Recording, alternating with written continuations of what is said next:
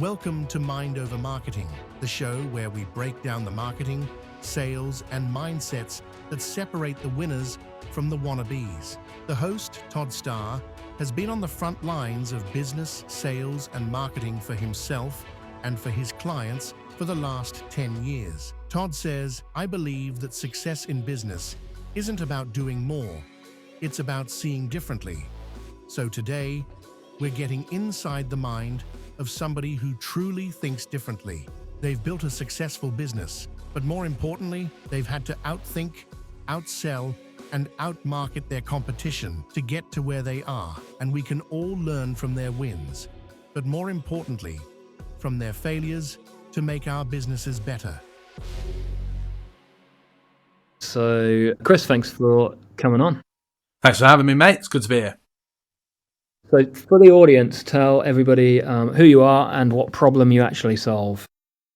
Yeah, so ultimately, I'm a connector biologically. So my health background told me that using a fancy AI that can kind of take the subjectivity out of it and make an objective analysis, that I'm driven by oxytocin. And what that means is I like to see trust develop between people.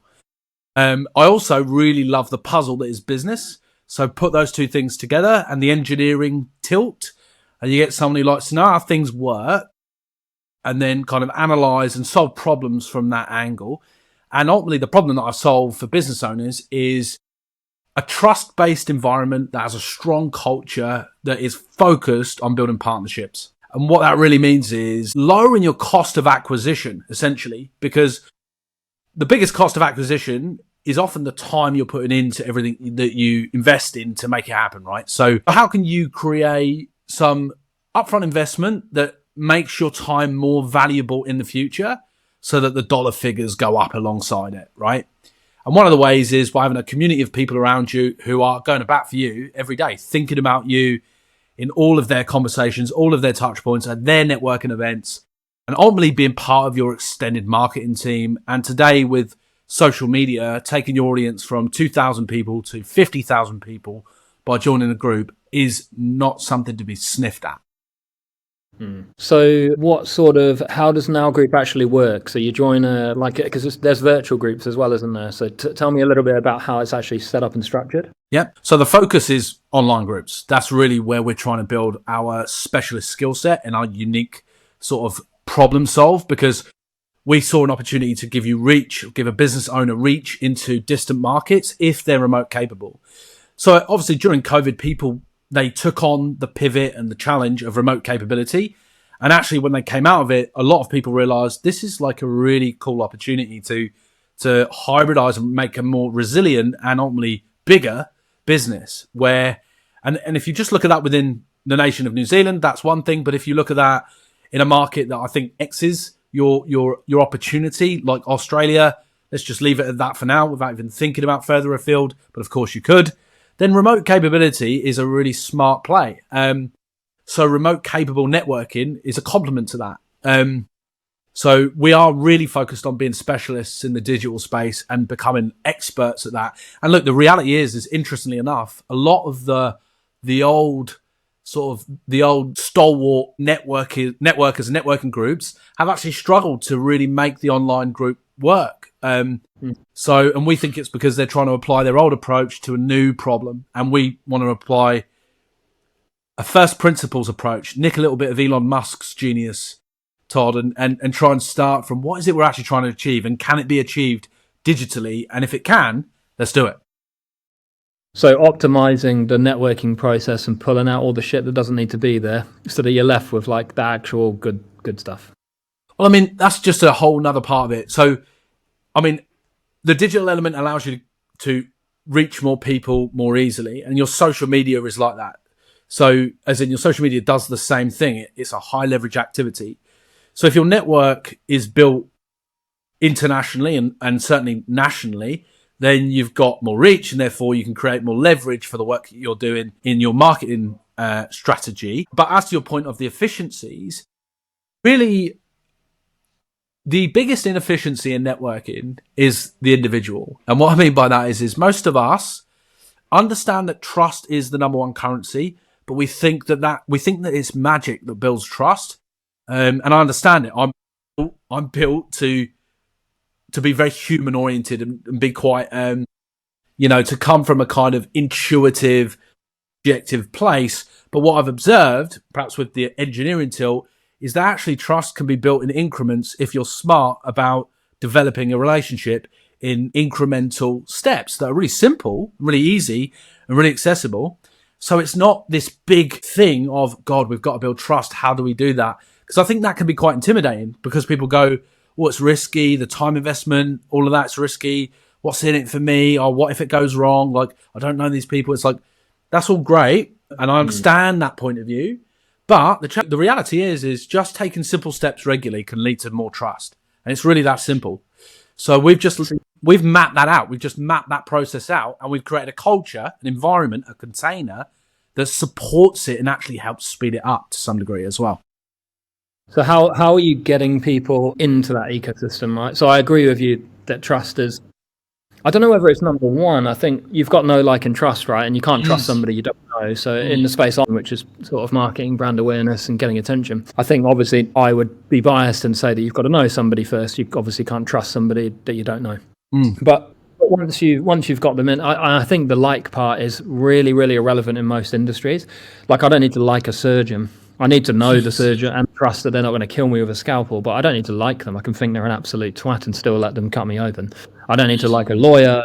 They're going to get me out of the shit. So I think I had a guy the other day who said he worked with an agent, and I said, how was that experience? Because I knew the real estate agent and I just didn't see them aligning. And he said, no, he got me a really good price. I hated every minute of it because he's a twat, but I worked with him because he's the best at what he does for my type of property. It's like, I think people try and be too likable and not just be direct enough and not be honest enough. And then you're probably building the wrong type of trust if you're wearing a mask. But in terms of how you actually get people into Now Group, how you market, how you create opportunities for people to recognize what they can get once they're inside of that group, how do you actually go to the market and get people to come and try it? Yeah, I mean, this is not going to shock you. We basically use our network. And the thing is with that is it could be super cliche or so obvious. It's like, okay, I'm going to switch off now and stop listening to Chris here. But there's a multi-layered reason or strategy, and there's many levels of analysis that have been done as to why that's the case. And to put it really simply, it's because we can then leverage one another's trust and competence and credibility. Like, that's to say that know, like, and trust are exactly right. But of course, let's say we've got 20 people in a group. They, between them, know so many 1,000 people between them, right? So we could either go out and pull in a bunch of cold folks and see if it works, but I can tell you now that statistically, the chances of someone joining and being retained in a networking group are exponentially higher if they come in via a contact. And it's no wonder, right? Because they're not just coming in via a contact, therefore they're connected to that person and that group. That contact then shares reputation, shares their credo in the group, and then you're starting relationships with everyone left and right of your contact, from not from zero, but from 10 miles an hour, 50 miles an hour, as you move towards 100 miles an hour. You know, you've already got some momentum in that relationship and trust building process by lending or loaning someone else's, and that's what networking is all about, right? Why do you care about this? Because I think business has been about money for too long, and it should be about people. Why? Because I think that's the truth. Like as in, I think the reason business can have a negative impact on communities is because of its current, let's say leadership, but let's say philosophy. Like the philosophy so far and the kind of accepted wisdom is that, yeah, but if you're not profitable, nothing's going to work. And I get it. That is difficult to argue with. But the question is, what makes a business profitable? And ultimately, everybody in the business is invested in it. So it's the people. Like, the resource is the people. Even when you've got a shed load of AI running, there's still going to be someone somewhere who needs to have a heart that's invested in the business at some point to get it to a successful level. And ultimately, businesses solve problems and they employ people. So you solve problems for people, and the people solving the problems are people. So the money doesn't solve a problem. All the money is a communication tool that says, on average, what do we agree that this particular solve is worth? That's all it is. It's an interpreter. It's a translator. So it has a place, but it's a servant of people, not the other way around. And that's kind of been lost. And I think that networking is one of those spaces where there's like this kind of memory that is baked into the whole premise of networking. But I think even that's at risk of being lost. So oddly enough, we're digitally focused, but we actually believe that, it's all about humans. So, and that could seem like a juxtaposition, but it isn't if you really think it through. Yeah, the digital side of it is just an accelerator. Exactly. And that's awesome. So, I mean, people make the same mistakes in business over and over again, right? Because they're stuck in a script that they don't even know they're reading from most of the time. Mm-hmm. So what would be an example of a script that you used to follow that had held you back, that you no longer follow, and how did you recognize it? I'd say, the thing that comes to mind, there's a couple. One thing that comes to mind, though, it's probably pretty cliche, but is that I couldn't do it alone. So there were certain things I was comfortable with, and certain things I was slightly uncomfortable with, but willing to push through. And there were other things that I had a script that I was basically incapable of mastering at a level that I was comfortable with, that therefore I wouldn't execute on. An example might be manipulating CRMs and creating email sequences. And it turns out that actually I'm quite technically oriented because my background was network engineering in the Air Force, as in, IT and network administration. And I quite like writing, and I quite like faffing around with sequences and thinking about the triggering. There's parts of it that really hurt my brain, and those parts it's nice to have some help with. But ultimately, when last year I really retracted and rethought out what I wanted to be doing in business, when I did that, this was one of the accepted wisdoms I let go of and kind of challenged myself on, and took on tasks that I'd been outsourcing too easily. And now I feel way more confident in 5 or 6 different things. I just generally feel like, actually, if I needed to, I could run a reasonable business without any other input. And that was a really important learning curve. So that was a big one, mate. There is another one that's kind of maybe, to me, a bit more interesting in some sense, I guess. And then, funny enough, I've literally just given an example of this exact thing. So I have a tendency to think my ideas are ordinary. Like, as in, there's things that I think of, like perhaps they're like solutions to problems, essentially, or innovations, that I assume everybody's done or everybody's thought of or somebody's thought of, and therefore I'm not going to pursue them.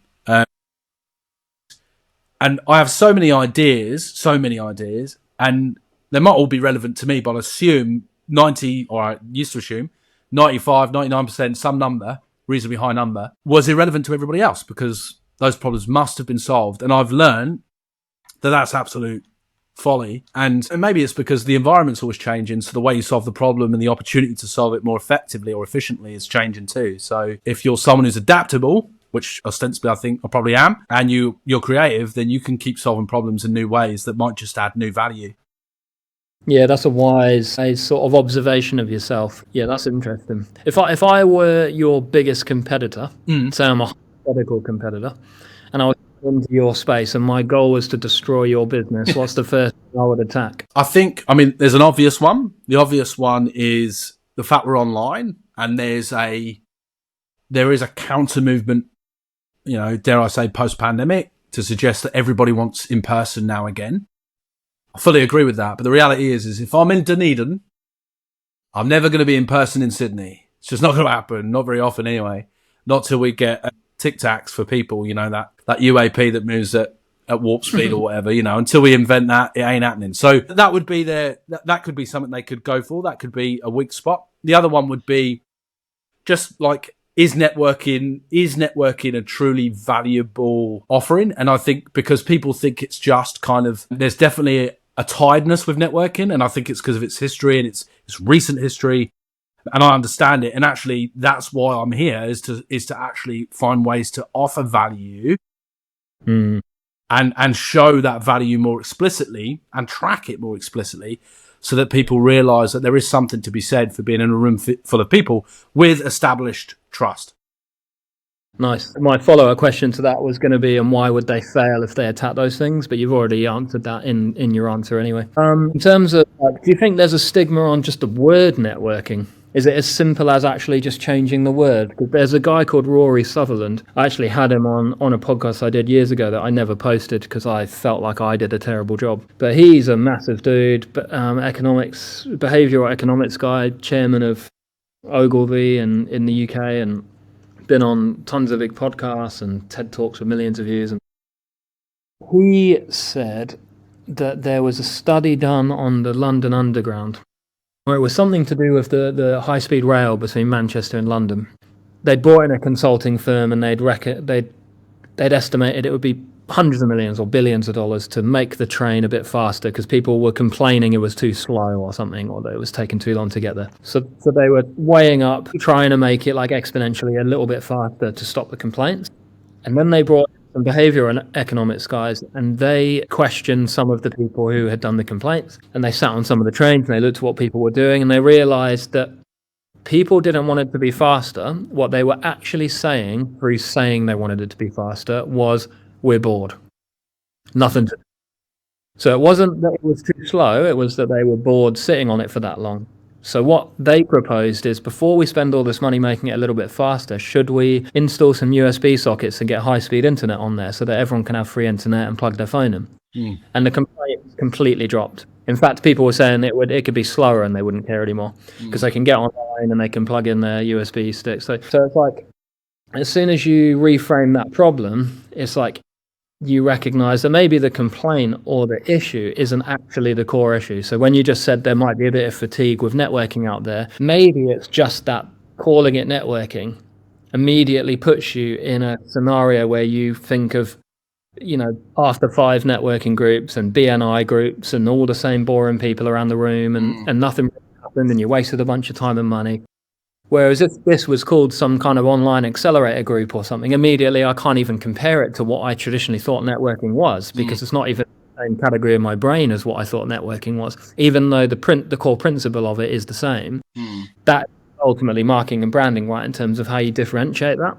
And I feel like you've already done quite a good job at that, but I'd almost just drop networking from the lexicon altogether, because it's not adding anything. If anything, it's probably making people just compare it to what they thought traditional networking was. Well, there's two sides to that coin. If you can manage to allow them, you could encourage the comparison using the lexicon to then be found to find a differential, like as in we want them to compare us to decide that we're not the same. Like there's some value in that in terms of retention. The difficulty for me, Todd, is I've had a role and I've been involved in a business as a coach where it was really difficult to message what we were doing as coaches because there was no standardized, recognizable lexicon, vernacular, term, title, that you could just refer to and say, yeah, this is what we do. And actually, the closest was probably life coach. And that comes with a whole bunch of baggage of its own, right? And this is Daniel Priestley 101, right? He's got a framework called, so I did his Entrepreneur Accelerator last year, and it was one of the frameworks in there is exactly how to do that. So I can't remember the full program, but it's pitch, publish, some other P words. The pitch one was basically, how do you answer what you do when somebody asks what you do? The framework they use is name, same, fame, game, and aim. So it's, what is your name? What are you the same as? So that human beings have a really easy way to put you in that box. What are you famous for? So what differentiates you from what they originally thought you were? What game are you playing at the moment? So what problem are you solving effectively? What's your big aim? If all of this goes how you really want it to go, what's your big North Star? So in that, it's kind of like, that would be like, I'm Todd Starr. The same is, I kind of do marketing, but we're famous because it's a bit maverick, it's a bit outside the box, and it's different to what other people would do. So great, you can slot me neatly in your brain in the marketing thing, but you already have a label there that it's different to what I thought it would be. So it's like, we're kind of like a networking group, but added value, what we're famous for, right? Totally different. But with none of the bullshit, same old people sitting around the room that aren't active, that are really only there because they get to have breakfast with someone that's not there off for one morning. Like if I think about the networking events I've been to, BNIs and stuff, it's I just knew better people than who were in the group. I was never going to refer to a real estate agent over here because I knew someone way better. So it defeats the purpose of me being there because I'm never going to give them business. And if they give me business, I feel like that's an unfair transaction. So I just feel like it's too small, it's too localized. Like, especially with lots of online services and the ability to refer people globally to different service providers that can help. It's like, I don't know if I want to just go and sit with a plumber, an accountant, a builder, and a real estate agent every week at 7 o'clock and have breakfast and continually repeat the same 30-second pitch to them for years and years and years. Like, that just seems like completely pointless. And it works for people, but it never really worked for me because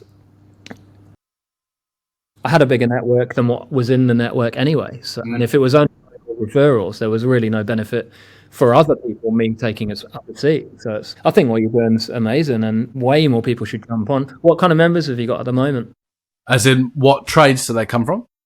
No, like how many members? And we're at about 40 now, so it's very, very, still very small. Yeah, it's there's been some really good uptick in inbound referral recently. Yeah. So that's to say our members. So our North Star metric is how many of our members refer and how often. And basically what we're looking at is 2.4 referrals in the first 2 months after they sign up that convert. Yep.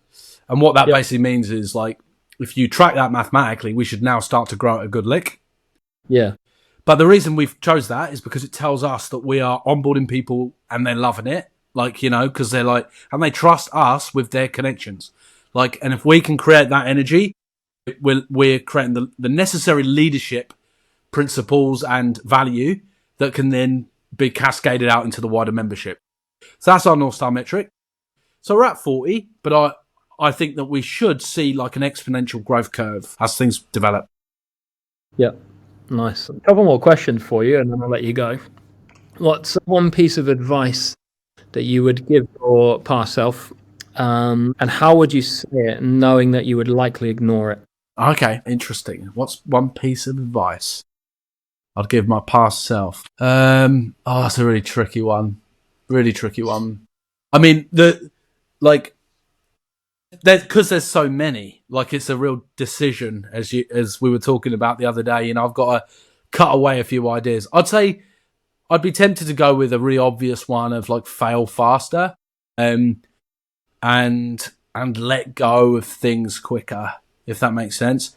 I'd say my biggest flaw in business today, not in life perhaps, but maybe in life too, but in business has been I will connect with people, and my tendency is to think that everyone I've connected with ever is going to be with me forever, and I'm going to take them with me no matter what. And over the last year, I've learned from the best that that's the opposite of reality. It's like, if you're on an upward trajectory, then there are going to be some people who fall by the wayside. And if you meet someone and they're not really necessarily where you see yourself right now or above, then you have to be really clear on what is it I'm getting out of this relationship? What am I bringing to this relationship?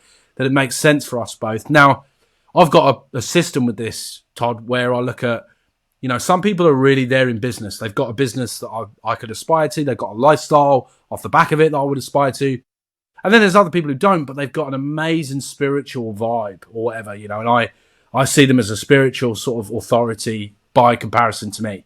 So I've got certain domains that I now base this on, but essentially I try and let go of who I don't think are the right people quicker than I used to. Because the problem I have is once I've attached, then I'm going to find it harder and harder and harder. So I'm trying to be a bit more proactive earlier and decide, who do I want to be around? Who do I want to spend my time with?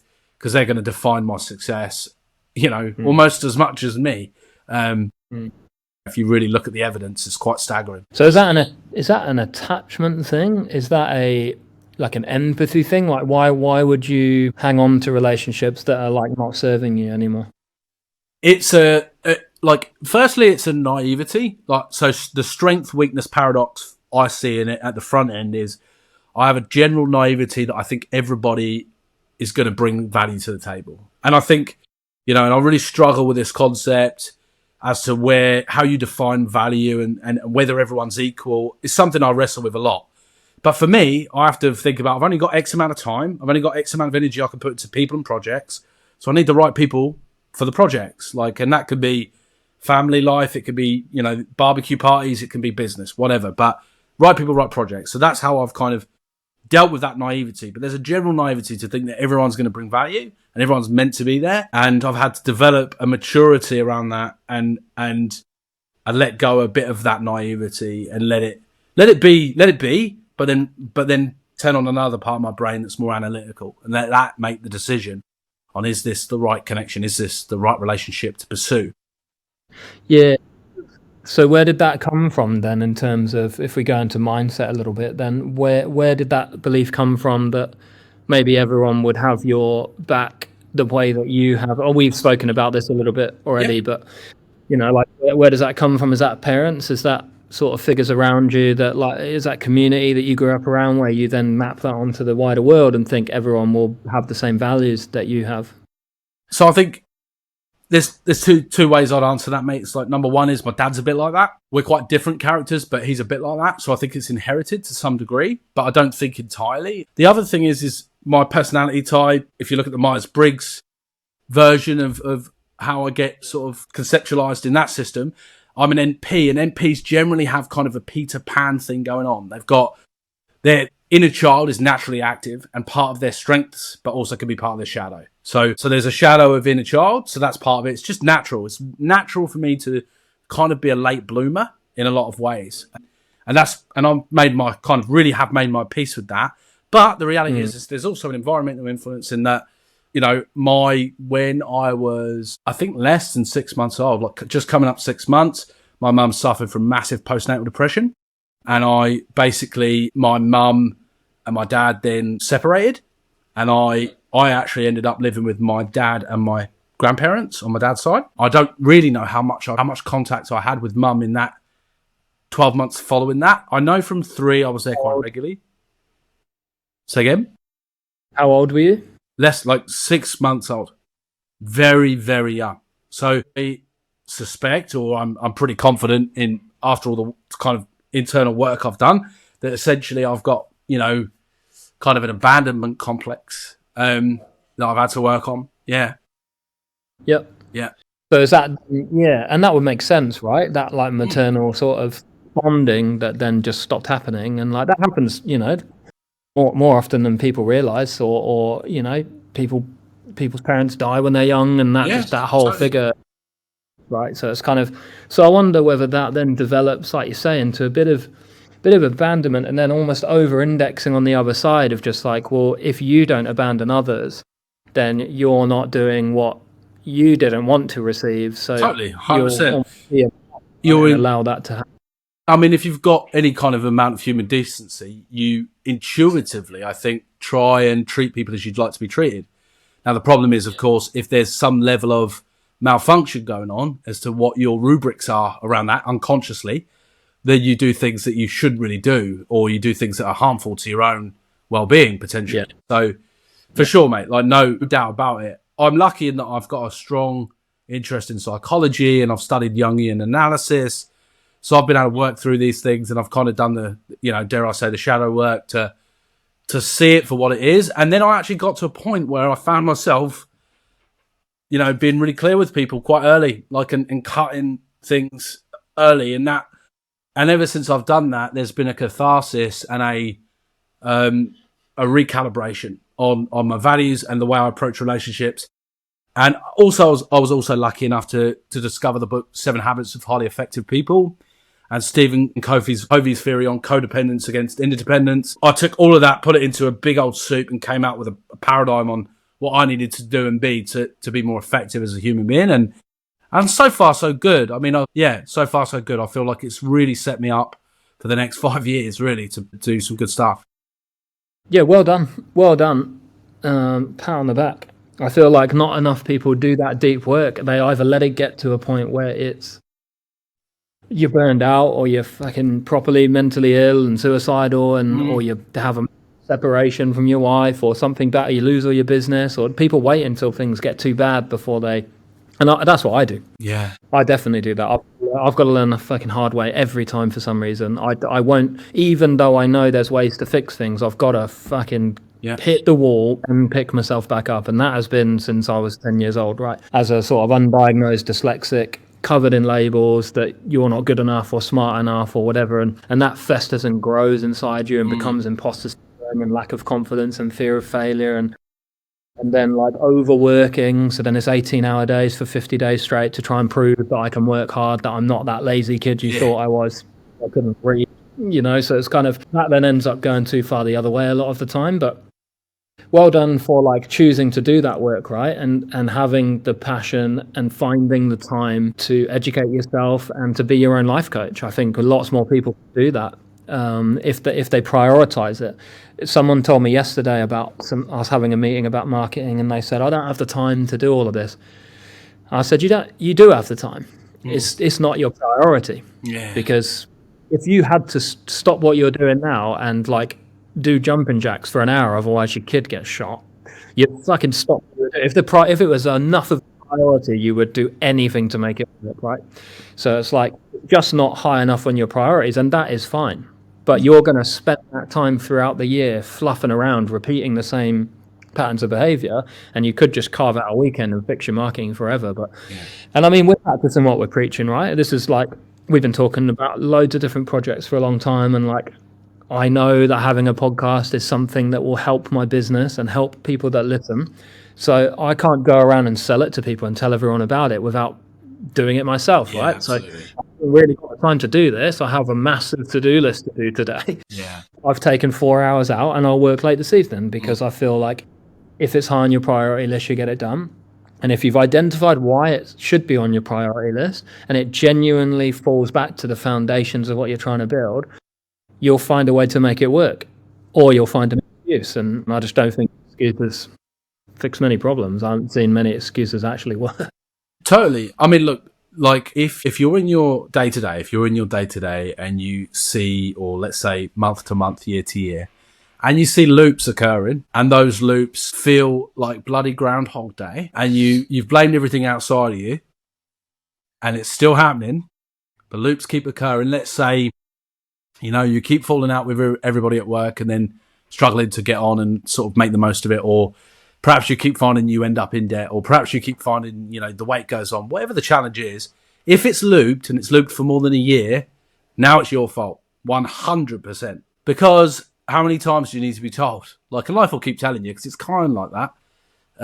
It does want you to do better, but you've got to be willing to listen. And as someone who's done a fair amount of coaching, that's basically the problem, right? That's basically where people are often at, is they've been in a loop, and luckily they've spotted it and they've gone, I need to change this loop. Like, they might not use that terminology, but that's essentially where they're at, because they've reached an inspiration or desperation moment, as Tony Robbins says, But the hardest thing for a lot of people, unfortunately, are not built with a level of self-awareness to see where the loop is coming from, or even necessarily observe it in themselves. So, but I would appeal to anyone as an ex-coach. I still really respect coaching. I think there's so many different things you could engage with, different ways of engaging with a coach that could be valuable, whether it be business, whether it be, health, whether it be mindset.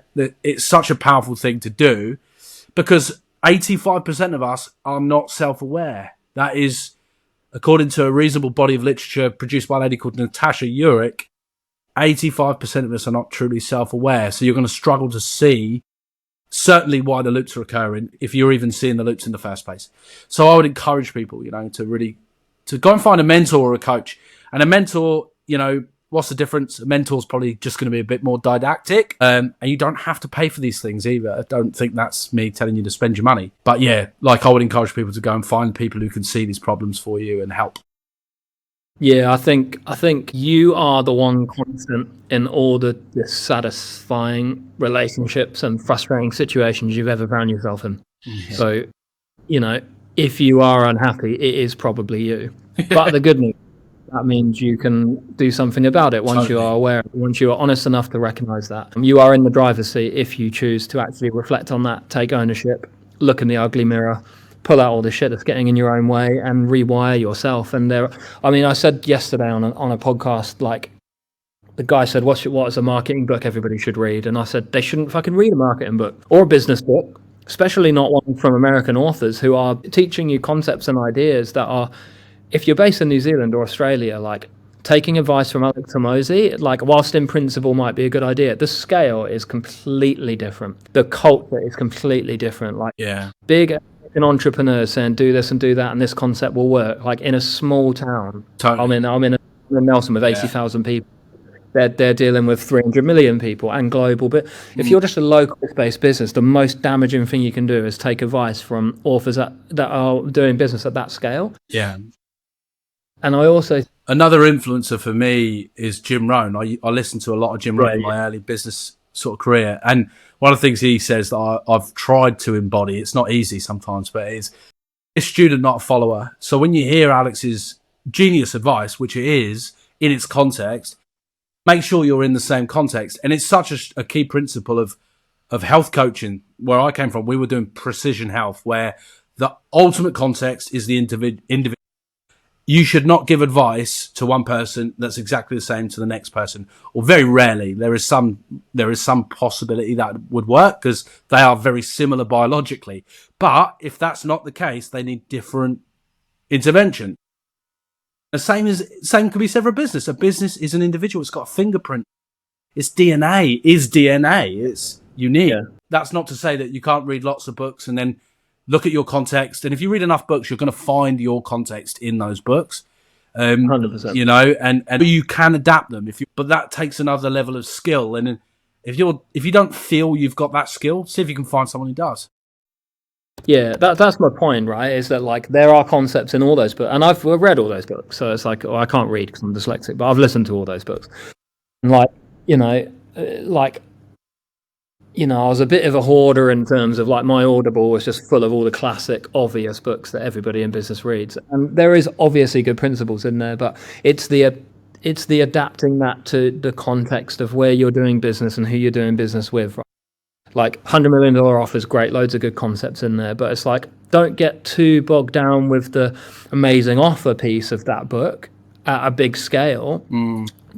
Some of the best advice I got in there is like, when was the last time you just pulled your phone out and text 10 friends or people that have spent money with you and asked if you can introduce someone that you know? Like, that is simple, right? So there are nuggets like that throughout them, but I think people just get a bit lost on their way when they're reading books from people that are just operating at a different scale. So to finish off my point on that, when I would not recommend a business or a marketing book, I would recommend a neuroscience book.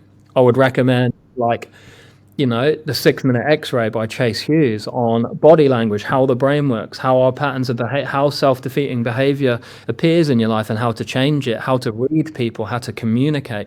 This is marketing, right? Psychology is marketing ultimately. Psychology is like marketing commercialized. It's psychology commercialized. Of course, yeah. So here's a question for you, right? And I've got a couple actually, but here's one for you, right? So how about this for a premise, right? A business diagnostic, and at the end of it, you get a bunch of advice and the right book for that advice. Wouldn't that be? Yeah, it's good. Wouldn't that be a cool little way to, do a power session with someone and say, you can either carry on with me at $300 an hour or whatever you charge, or you can read the book and that should take you a ways. Do you know what? The book that should always be, regardless of the problem, how they come, that there is one book, and that is How to Run Your Own Life by Jut Meininger. It's a very good book, hard to find. There was a book show here that had like thousands and thousands of old books, and they changed them every day for 3 days. And I went there every day, psychology section, looking for it, couldn't find it. Found it on Amazon. It was about $4,000 to buy an actual physical printed copy. It's a very old book. I did find a PDF of it. If anybody wants that, send me a message on LinkedIn and I'll send you the. But it's very clever. It's a concept of a guy who's unhappy with his life, and a Martian comes to Earth, an alien comes to Earth, and it represents clarity. Yeah. The Martian represents absolute clarity, and throughout the book, the Martian disappears. Less often as the person gets more clear on what they're doing and how they're behaving. And I honestly feel like the principles in that book would fix almost anything. Business problem, heroin addiction, everything you can imagine, right? The whole gamut. If you read that book and really understand it, it's a remarkable document that nobody knows. I haven't met anybody that knows that book exists. Yeah. So it's like a secret. So my other question, right, and you kind of answered it with the book is one of the possible answers you could give in some sense. My other question was, so given what we've said, where often you've got to put advice through a filter, have you got any bits of advice that you think are transcendent? They apply to any business? Or what do you mean? What do you mean? Like, so a piece of advice that's so true and so accurate that any business would benefit from its application or its integration as a mindset. Or is there any little nugget, any little, like one that springs to mind for me to give? I know what I'd say. You go first. I was going to say there's one that Hormozy comes up with. He says that persistence beats timing. And I do like that. Now, that's not to say that persistence is sustainable or reasonable to expect. But let's say you could last for 10 years in the market with an offering and, you know, it wasn't so outlandish it was obviously going to fail. Let's say you were doing something pretty standard, but you're in the market, you think the market's awful, and you think, you know, I'm not sure if I'm ever going to survive. But the market is conditional and, you know, and it's agile and dynamic. And it's like, if you lasted 10 years, maybe there'd be a moment where you could accelerate your business to a level where it would sustain, you know, or certainly be at a level you're comfortable with, whatever that might be. So persistence beats timing. It's like, if you stay around long enough, your timing is more likely to show up. You know? The better version of that quote is from a guy called Ollie Ollerton, who's an SA guy. He's on like Big Airs Wins and stuff. His is persistence beats resistance. And if you're not in the market for long enough, then that is resistance, right? The market beat out of it. So actually being persistent will beat the resistance, and pain screams the loudest when it's dying out. So the harder it becomes, the closer to the end of that not being able to control you is apparent to you. But what would mine be? Mine would probably be something like, it would be about attention. It would be about focus and awareness. You know, like you only remember what you pay attention to. You get what you're looking for. You're looking for a glass half empty and your situation's too difficult to fix, and you've got that sort of what's that, internal or external locum of control or whatever. Yeah. But if you're a victim, and if you're looking for reasons why it's just all not my fault and everything sucks, then you're not going to be looking for personal development help. Therefore, you won't develop personally. So you'll get what you're looking for. And I think, you know, like, you need to think about where your attention is, what information you're consuming, because that is building up ultimately your personality, your baseline beliefs that formed from information that you input. And if you input toxic information, you're going to have negative beliefs. If you've got negative beliefs, you're going to have poor mindset. If you've got a poor mindset, you're going to make the wrong decisions. If you make the wrong decisions, you're going to take the wrong actions. If you take the wrong actions, you're going to get a different reality, a negative outcome. So it starts with first what programming is going in. And if you are watching Kardashians on TV and a bunch of bullshit like $1 Million Real Estate, you are filling your head up with delusional entertainment.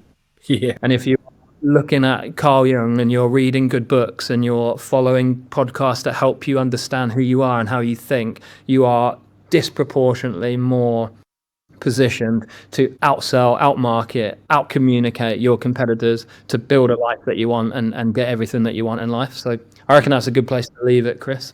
I think, thanks for coming on. Really good insights. I think if you're out there, I hope I get this right, but if you're out there and you're a business owner and you are feeling in a bit of a silo, or you're feeling maybe disconnected, or you feel like there's a community that is missing from your life and you want some help to grow your business and be in a community of supportive people, then definitely join Now Group. Do you have some kind of free trial, or do you get to sit in on a session, or what's the process to join? Yeah, so all of our events are listed on our business page on LinkedIn, so you can find the events there. You can come to three events in a year, just at your own leisure as a freebie. And look, I'm going to put this out there because I think it's really important. One of the things that really bugs me is that I invite people to visit because that brings value to the networkers. So you can come and visit, you've brought value, you've done your bit. If you want to stay because you think there's value for you, great. But we just love to see you. And that's the honest truth, because that creates energy flow. It creates accountability. Everybody's game just goes up a little bit when there's a new face in the room. So you are welcome at Now Group for a few free visits. If you happen to like it, we'll be able to have a chat after. But ultimately, we want to see you regardless, no strings. Cool, man. Well, thanks for coming on. I think you're doing really good work and you think very differently to most people. And I'm really enjoying the process of building a friendship with you. I think you back yourself. You're a hustler. You're a deep thinker. You're a good guy. And thanks for coming on. It was a pleasure having this conversation with you. Yeah, thanks for having me, mate, and ditto to all of the above. Chat to you soon.